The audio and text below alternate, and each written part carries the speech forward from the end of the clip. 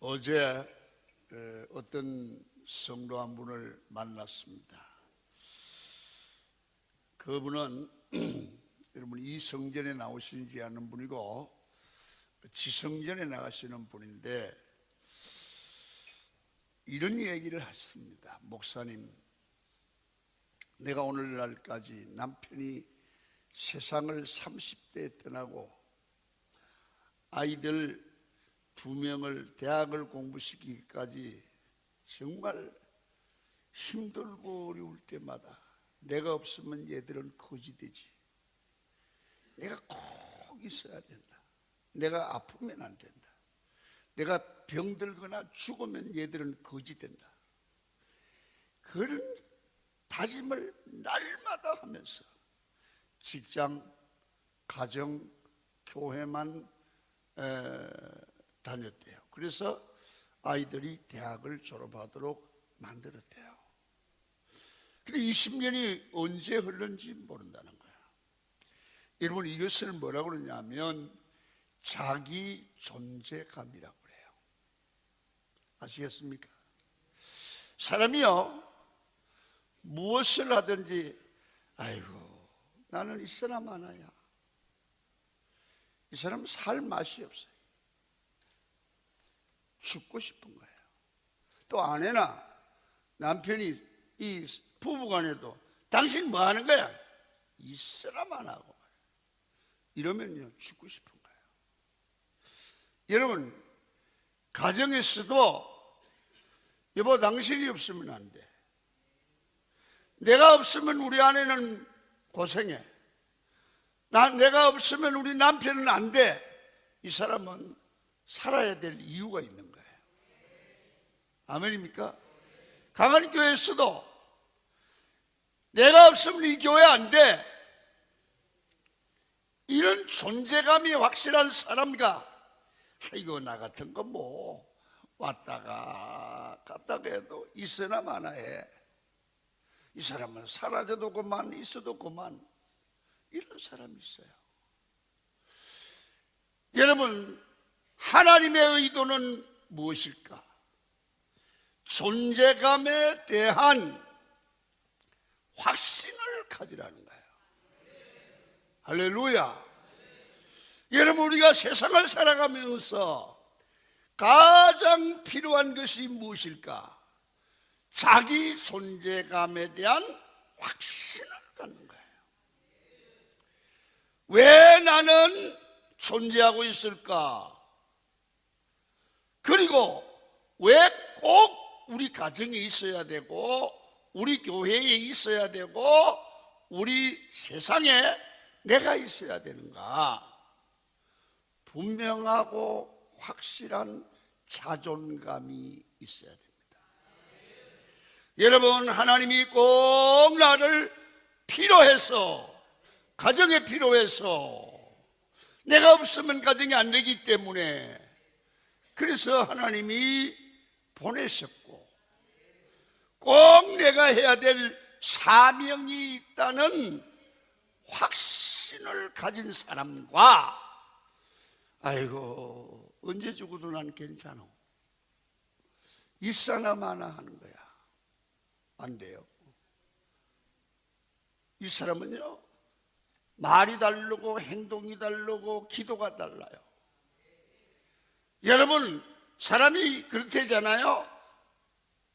꼭 있어야 될 사람이 있고 있으나 마나 한 사람이 있고 있어서는 안 되는 사람이 있어요. 여러분, 오늘 여러분들과 제가 꼭 회복해야 될 게 있습니다. 존재감입니다. 할렐루야. 존재감입니다. 나는 우리 가정에 내가 있어야 돼. 가족이 모두 넉해야 돼요. 나는 우리 강원교회에 꼭 필요한 존재야. 내가 기도해야 돼. 내가 있어야 교회가 되고 내 기도가 있어야 강원교회 목사가 목회가 되는 거야. 그게 존재감이라고 그래요. 여러분, 이게 회복되기를 축원합니다. 자신의 존재감에 대한 확신을 가지면 그의 내면 세계는 함몰되지 않아요. 여러분, 어떤 외부의 영향이 오더라도 흔들리거나 그 인생은 무너지질 않습니다. 이 사람은 정신건강이 영의 건강이 되는 이상 육체적으로 건강해요. 사람이 언제 병들고 언제 무너지고 언제 약해지느냐. 여러분, 먼저 정신적으로 아이고 나 같은 게 뭘 필요해. 그때부터 밥맛이 없어지고 자신감이 없어지고 죽고 싶은 생각이 들어간다는 거예요. 여러분 잘 보세요. 나는 우리 집에, 우리 교회에, 이 시대에 꼭 하나님이 필요해서 보내시고 건강을 주시고 존재하는 줄 믿으시기를 축원합니다. 이 존재감에 대한 확신이 회복돼야 돼요. 여러분, 나는 하나님이 이래서 불렀다. 여러분, 자기 존재에 대한 확고한 기초가 있어야 되는데 어떻게 이 존재감에 대한 여러분 셀프 이미지, 자상이 확립되느냐. 성경은 꼭 그걸 강조합니다. 너는 내 자녀야. 여러분, 다른 사람이 뭐라고 하든 나를 하나님이 이렇게 본다는 확실한 믿음이 있기를 축원합니다. 너는 하나님이 네 가정에 꼭 필요한 사람이다. 이런 확신이 있어야 돼요. 너는 이 교회에 꼭 필요한 사람이다. 내가 없으면 안 된다. 그래서 하나님이 나를 보내셨고 강원교회 보내셨고 우리 가정에 보내셨고 건강을 주셨다. 그래야 되지. 나는 있으나 마나한 사람이다. 여러분, 이거 살맛 안 납니다. 밥 먹어도 살맛 납니다. 일을 해도 돈을 벌어도 의미가 없습니다. 여러분, 존재감이 회복되기를 축원합니다. 이거 너무 교회에서 예전에서 일하는 사람 안 하니까 교회가 갈 필요도 없고. 이 사람은 사람이 위대한 삶이 됩니까? 안 돼요. 그러면 너는 내일에 꼭 필요로 하는 사람이라는 확실히 있으면 삶의 방향이 결정. 그리고 삶에 대한 확신이 있어요. 아이고 죄송합니다.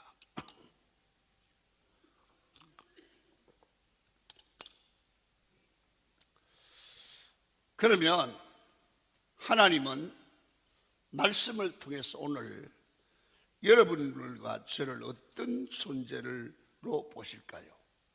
말씀이, 오늘 본문의 말씀이 하나님이 내게 주시는 그런 음성으로 들려져서 오늘 본문은 시온의 미래를 약속을 하는 말씀인데 이 말씀이 하나님의 자녀된 내게 주시는 음성으로 마음에 확신이 되어질 때 우리는 삶이 달라집니다. 오늘 본문 62편 3절을 읽겠습니다. 시작.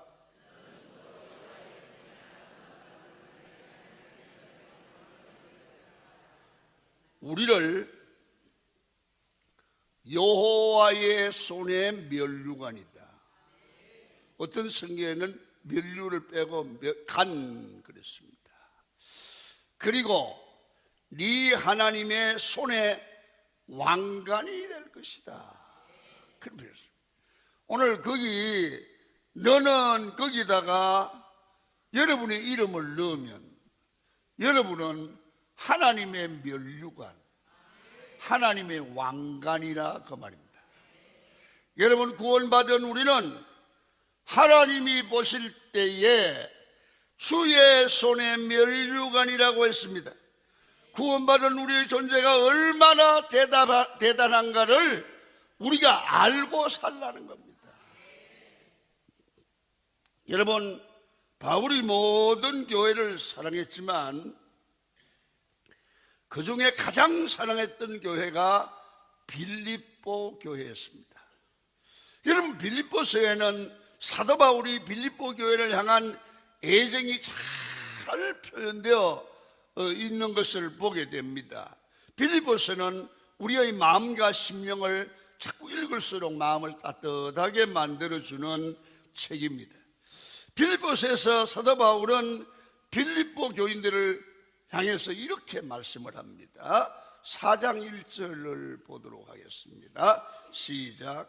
그러므로 나의 사랑하고 사모하는 형제들, 나의 기쁨이요 면류관인 사랑하는 자들이 이와 같이 주 안에 서라. 자들아, 빌립보 교회를 향한 사도 바울은 애정을 표현하는데요, 하나님께서 이처럼 바울이 빌립보 교회를 너무 사랑했기 때문에 빌립보 교인들아, 너희들은 내 손에 면류관이다. 최상의 사랑을 표현한 말이에요. 하나님이 바울이 빌립보 교회를 사랑하여 너희는 내 손에 면류관이라고 한 것처럼 너는 하나님 손에 면류관이다. 한번 이렇게 따라합니다. 김한배야, 너는 내 손에 면류관이다. 하나님이 그렇게 말한단 말이에요. 자, 시작. 아니, 자기 이름 부르라니까 왜 김한배는 불러? 자, 시작. 예, 하나님은 여러분들과 저를 하나님이 가장 아끼고 사랑하는 하나님 손에 면류관이다. 그래서 여러분, 우리 마음에 확신을 가질 때에 아이고 나 같은 게 뭐 이러지 말고, 나는 너희들이 보기에 어떻든 간에 나는 하나님 손에 하나님의 사랑받는 면류관이야. 믿습니까? 따라합니다. 나는 하나님 손에 면류관이다. 아멘. 자, 봐요. 그러면 하나님이 그 면류관을 같은 하나님의 면류관 같은 하나님의 자녀들을 어떻게 만드시는가? 62편 4절 시작. 아니, 왜 안 띄우나? 자, 이방 나라들이 내 공의를, 무당이 내 영광을 볼 것이요, 너는 여호와의 입으로 정하실 새 이름으로 일컬음이 될 것이며. 본문에서 우리의 이름을 더 높여주시고 많은 사람, 많은 백성들이 우리의 영광을 보게 될 것이다. 이 말은 무슨 말이에요? 하나님의 손에 있는 걸 확신하고 믿음으로 하나님의 손에 있는 자답게 자신감을 가지고 살아갈 때 무엇이든지 하나님이 함께하고 축복하는 가운데 하나님 교회 앞에서 덕스러운 존재가 되고 일을 해도 잘 될 때, 여러분, 많은 사람들의 이름이 야, 복받은 사람이요, 야, 하나님이 함께하는 사람이요, 새 이름이 만들어지는 거예요. 여러분의 은혜 받으시고, 저건사님은 복받은 사람이요, 저건사님만 보면, 저 장로님만 보면, 저 집사님만 보면 하나님이 함께 하셔. 이런 이름이, 새 이름이 만들어지기를 축원합니다. 예수를 믿으려면 그렇게 믿어야 돼요. 본문에서 우리의 이름을 더 높여주신데 많은 사람들이 우리의 영광을 보게 될 것이랍니다. 저 우리에게 하나님께서 영광스러운 일을 하신다는 겁니다. 여러분, 예수님을 믿고 영접한 성도된 우리에게 가장 위대한 축복이 뭘까요? 여러분이 하나님을 믿고 받아야 될 가장 위대한 선물과 축복이 뭘까요? 여러분, 신분이 바뀌어지는 거예요. 이름이 바뀌어지는 거예요. 뭡니까? 저 사람은 마귀에 속한 자가 하나님께 속한 자들, 육의 사람이 영의 사람이 됐어. 천한 자가 귀한 자가 됐어. 다른 사람에게 가는 곳마다 존경받는 이름이 됐어요. 여러분, 하나님의 은혜는 거기에 그치지 않습니다. 우리가 하나님의 자녀된 신분에 걸맞는 자들이 되도록 주님의 의로, 주님의 은혜로 우리에게 복을 주셔서 거룩하게 우리를 단장해서 하나님의 사람으로, 빛나는 사람으로, 영광받을 사람으로 우리를 가꾸어 가실 줄로 믿습니다. 마치 엄마가 자기 자녀를 가꾸어 가듯 하나님이 여러분을 가꾸어 가시는 거예요. 할렐루야. 두 번째, 오늘 하나님은 62장 오늘 본문 4절을 봅니다.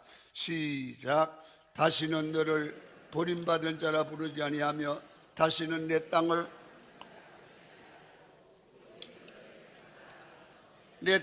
뿔라라 하리니 이는 하나님 여호와께서 너를 기뻐하실 것이며 내 땅이 결혼한 것처럼 될 것이라. 여러분, 하나님은 우리를 헵시바라고 생각하신다. 여러분, 헵시바는 무슨 뜻일까요? 나의 기쁨. 하나님은 우리를 헵시바로 본다. 그 말은 너는 하나님의 기쁨이다. 하나님의 기쁨이다. 뿔나라, 이런 뜻은 뭡니까? 나의 사랑이다. 그래서 이런 말입니다. 너는 헵시바여 뿔나다. 너는 나의 기쁨이요 나의 사랑이다. 여러분, 이런 축복이 있기를 축원합니다. 따라합니다. 나는 하나님의 기쁨이요 하나님의 사랑이다. 할렐루야. 여러분, 하나님은 우리를 하나님의 기쁨으로 생각하시고 우리가 거하는 땅을, 우리가 거하는 집을, 우리가 거하는 교회를 하나님이 사랑해, 하나님의 사랑이 넘치는 가정으로, 땅으로, 교회로 만들어 가시기를 축원합니다. 여러분이 헵시바이고 여러분의 가정이, 여러분의 교회가 하나님의 사랑 뿔라가 되기를 축원합니다. 이 말씀은 우리가 하나님께 얼마나 소중한 존재인가를 보여줍니다. 그리고 이 말씀을 하나님이 나를 보고 주신 말씀으로 믿고 마음의 확신을 가지고 이것이 흔들리지 않으면 여러분, 우리 속에 있는 공허함이 여러분 없습니다. 어떤 경우도 이길 수 있습니다. 우리는 연약하여 하나님을 실망시킨 신앙생활이 너무 많습니다. 그래도 우리는 하나님의 기쁨과 사랑이라는 것을 잊지 말아야 합니다. 우리가 자녀를 키우다 보면 부모에게 실망스럽고 부모의 가슴에 못을 박는 경우가 많습니다. 자녀는 부모에게 있어서 매우 기쁜 존재가 될 수도 있고 반대로 우리의 가슴에 칼을 대는 존재가 될 수도 있습니다. 그러나 우리 부모는 끝까지 그는 기쁨이요 사랑입니다.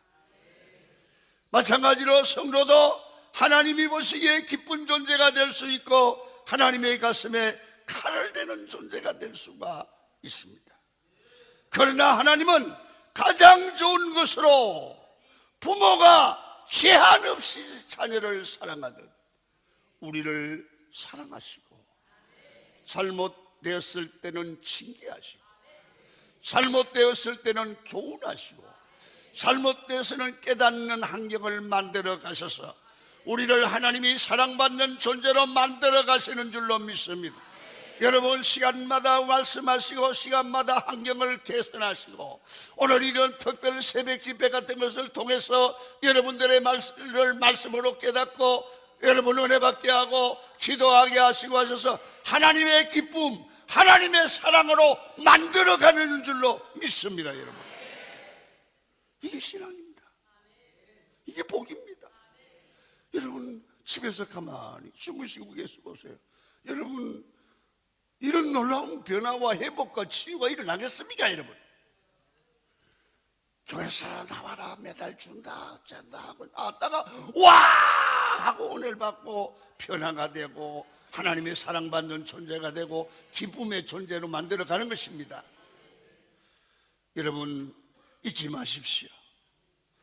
여러분, 초라하고 남보다 못나고 부족하고 못배하고 가난하다고 느끼고 계실 때도 있을 것입니다. 그러나 우리 하나님은 여전히 우리를 헵시바로, 우리를 뿔라로, 우리를 하나님의 기쁨과 사랑으로 생각하시는 줄로 믿습니다. 그러면서 4절에서 말씀하기를 다시는 버리지 않겠다는 거예요. 여러분, 하나님이 우리를 기뻐하시고 사랑하시고 계시다는 사실을 의심하지 말고 믿기를 축원합니다. 여러분, 그 사랑을 아는 자가 건강한 사람입니다. 하나님이 나를 사랑하는 자를 아는 자가 건강한 사람이요 지혜로운 사람이요 복된 사람입니다. 여러분, 자녀들이 엄마는 나를 미워해, 이 바보입니다. 부모가 나를 버렸어, 바보입니다. 부모는 때리는 것도 사랑입니다. 야단치는 것도 사랑입니다. 왜? 부모에게 때려서 잘못된 것을 제자리에 올려놓는 거예요. 그게 미워하는 건 아니잖아요. 하나님이 우리를 징계하고 하나님이 우리를 때리는 우리를 책망할지라도 그것은 사랑입니다. 할렐루야. 다윗은 그것을 알았습니다. 여러분, 시편 8편 4절을 읽습니다. 시작. 사람이 무엇이기에 주께서 그를 생각하시며 인자가 무엇이기에 주께서 그를 돌보시나이까. 사랑하시나이까. 나 같은 게 뭔데 하나님이 나를 생각하시고 내가 무엇이건데 나를 돌보고 사랑하십니까? 여러분, 우리도 이 사랑을 믿으십시오. 하나님이 나 같은 걸 이렇게 사랑하십니다. 시간마다 깨닫게 하십니까? 나를 꽂혀가십니까? 어떤 성도들이 목사님 문자가 왔어요. 목사님, 나 오늘 은혜 받는데 내가 많이 깨달았어요. 내 말씀이에요. 여러분, 얼마나 감사합니까? 내가 고쳐가고 변화되어 가고 복받을 사람으로 나도 모르게 만들어져 가는 거예요. 이 돈으로 한 사람은 얼마나 되겠습니까, 여러분? 마지막으로 62편 5절을 다시 읽습니다. 시작. 마치 청년이 처녀와 결혼할 같이 체하겠고 신랑이 신부를 기뻐한 같이 네 하나님이 너를 기뻐하시리라. 하나님은 참 표현을 잘하십니다. 신랑이 신부를 기뻐함 같이 내 하나님이 예수의 신부된 저를 사랑하고 기뻐하신다는 말씀이 여러분 믿어지기를 축원합니다. 다른 말로 표현하면 여러분들과 저를 하나님은 우리를 신부처럼 생각하신다고 말해요. 신랑이 신부를 생각하는 것처럼 생각하고 사랑한다는 거예요. 여러분, 이 말씀은 하나님이 우리를 지극히 사랑하는 걸 보여요. 표현할 수 없이 사랑하는, 당연히 사랑하는 거예요. 이 표현을 선지자 스바냐는 이렇게 표현합니다. 스바냐서 3장 26절입니다. 시작. 그날에 사람이 예루살렘에 이르기를 왜? 시작. 두려워하지 말라. 시온아 내 손을 늘어뜨리지 말라. 17절 시작. 너의 하나님 여호와가 너희 가운데 계시니 그는 구원을 베푸실 전능자이시라. 그가 너를 말미암아 기쁨을 이기지 못하며 너를 잠잠히 사랑하시며 너로 말미암아 즐거이 부르며 기뻐하시리라. 아멘. 잘 봐요. 스바냐 선지자는 말하기를 이렇게 말합니다. 예루살렘의 사람들아 두려워하지 말라. 시온아 내 손을 늘어뜨리지 말라. 여러분, 손이 축 늘어지고 어깨가 축 늘어졌다는 것은 뭐가 안 돼가지고 시리에 빠진 거예요. 아이고 살맛 안 난다, 이런 말이에요. 여러분, 하나님이 무슨 일을 만나든지 내가 너에게 말하는데 두려워하지 말라. 내가 너와 함께 할 테니까. 여러분, 시리에 빠져 손을 늘어뜨리지 말고 낙심하고 좌절하지 말라.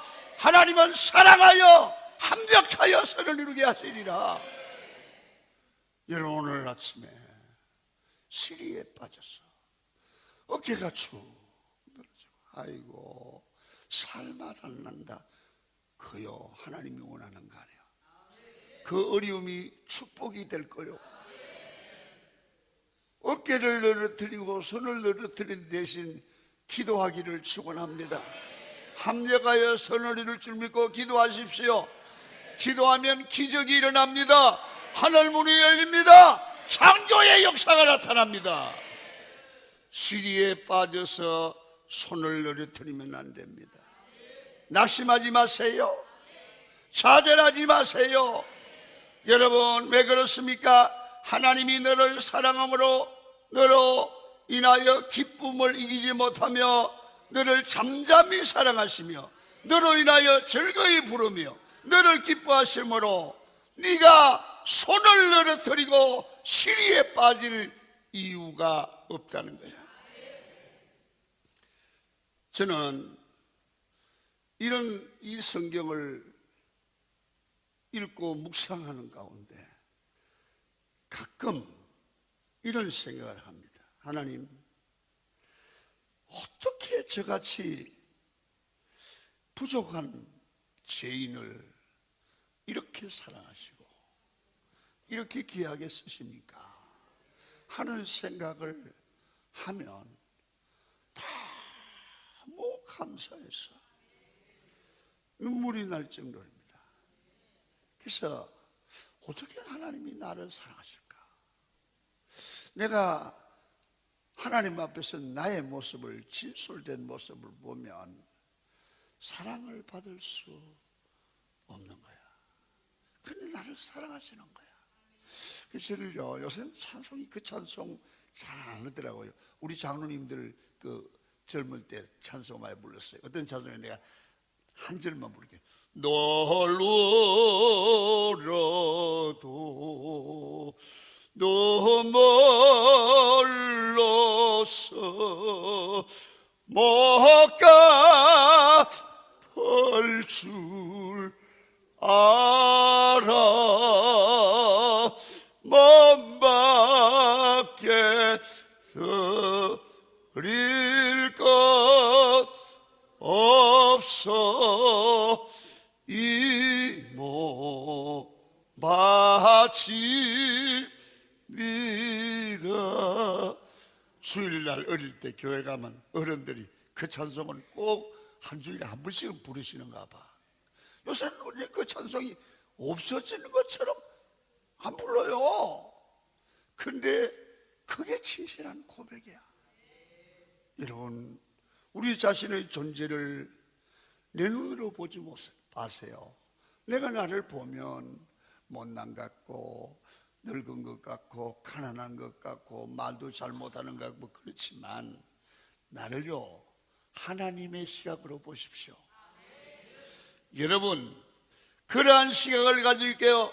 우리에게 있는 약점들을 보는 게 아니고 우리가 하나님의 시각으로 볼 때 나를 사랑하는데 제한 없이 사랑하는 거야.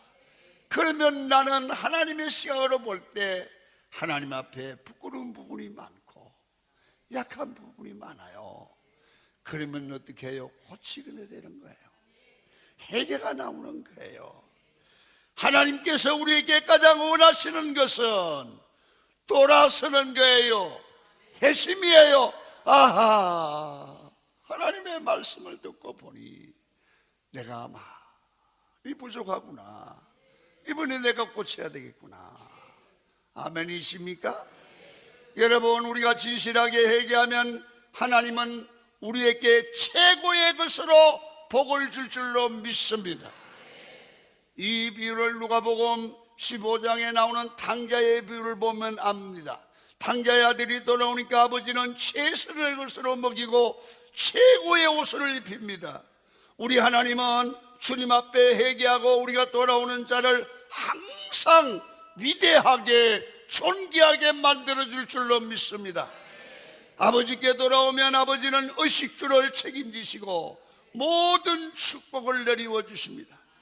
그때 우리는 우리의 존재감이 확실하게 기초를 다지게 되지요. 여러분, 어떤 비바람, 상수, 혹은 폭풍이 올지라도 무너지지 않는 견고하고 든든한 인생의 집이 만들어지는 것입니다. 아무리 좋은 집이라도 주인이 떠나고 객들이 살면 망가집니다. 인간이라는 집도 똑같습니다. 인간의 마음이 주인은 없고 객들만 가득하고 귀신들만 가득하면 지저분할 수밖에 없습니다. 우리의 마음의 집이, 우리 인생의 집이 우리 마음에 세상 생각으로 꽉 찼고 향락으로 꽉 차고 욕심으로 꽉 차고 마귀로 꽉 차고 혈기로 꽉 차면 이 인생의 집은 추한 집이 돼요. 귀신의 집이 돼요. 마귀의 집이 돼요. 그래서 너희 마음에 이 마음을 품으라. 예수의 마음이다. 우리 속에 성령이로 주인되고 말씀이 주인되고 말씀에 이끌리 되면 이 집은 천국집이 되는 거예요. 아름다운 집이 되는 거예요.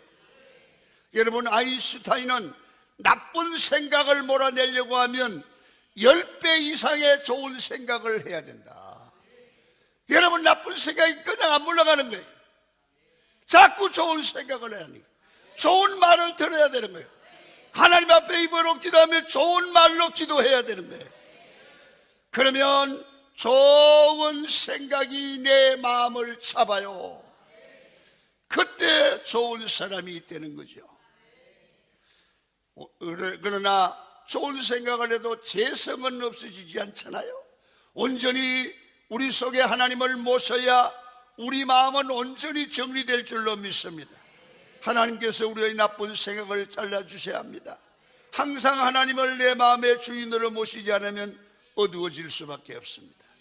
그러므로 대마나 유다같이 주님의 법을 떠나면 최대의 불행이 되지만 하나님 앞에 이번 기회에 돌아와 하나님을 주인 삼고 사시면 최대의 축복이 될 줄로 믿습니다.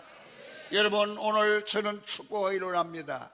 여러분은 항상 하나님의 heb시바요, 하나님의 불나, 하나님의 기쁨, 하나님의 사랑받는 존재가 되기를 축원합니다.